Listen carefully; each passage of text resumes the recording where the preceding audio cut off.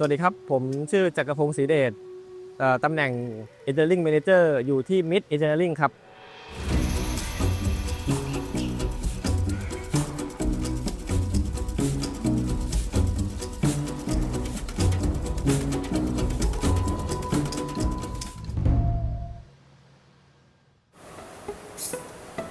บริษัท Mid Engineering ทำเกี่ยวกับชิ้นส่วนในอุตสาหกรรมนะครับเกี่ยวกับไดฟอร์จิ้งเกี่ยวกับโมลแก้วแล้วก็สเปร์พาร์ท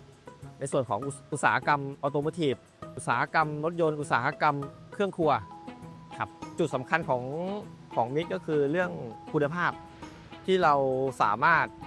เมนเทนให้ได้ตามความต้องการของลูกค้าความแม่นยำความรวดเร็วแล้วก็สามารถที่จะส่งมอบให้กับลูกค้าได้ตรงตามเวลาที่ลูกค้ากำหนดให้ครับตอนนี้เรากำลังจะพัฒนาในส่วนของเครื่องจักรและก็เครื่องมือวัดคือเครื่องจักรเนี่ยเรากำลังจะนำเครื่องจักรที่มีเทคโนโลยีใหม่ๆเข้ามาใช้บวกกับเครื่องมือวัดที่มีเทคโนโลยีในศักยภาพที่มีความแม่นยำความเที่ยงตรงความรวดเร็วเพิ่มขึ้นเข้ามาร่วมใช้กับกระบวนการที่เราทำอยู่ครับเพราะมันไม่นั่นอยู่แล้ว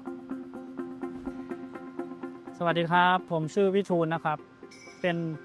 QC Manager ครับทำงานที่บริษัท Mid Engineering ครับเริ่มทำงานที่บริษัท Mid Engineering ตั้งแต่ปี 2546 ครับ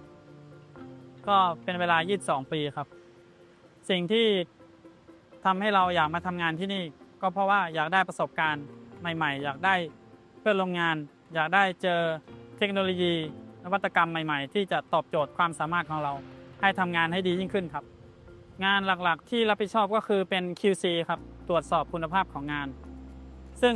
ในขณะที่ยังไม่มีงานเข้าไปใน QC ก็จะลงมาช่วยงานแผนก Production ด้านล่างครับคำว่าคุณภาพก็คือมาตรฐานแล้วก็ความน่าเชื่อถือครับความท้าทายก็คือได้เจอนวัตกรรมใหม่ๆเทคโนโลยีใหม่ๆแล้วก็ความต้องการของลูกค้าที่ซับซ้อนมากขึ้นในทุกๆวันครับ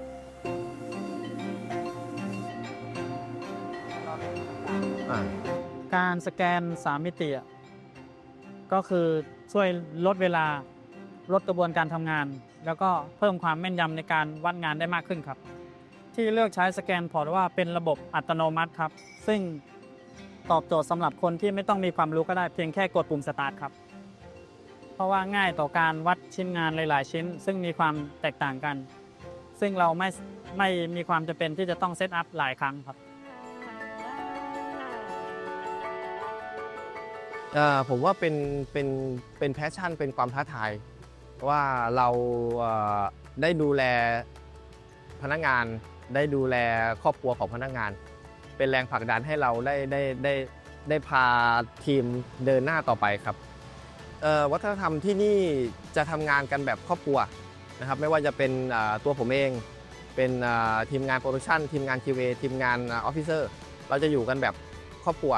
ครับก็พึ่งพาอาศัยซึ่งกันและกันช่วยเหลือซึ่งกันและกันครับ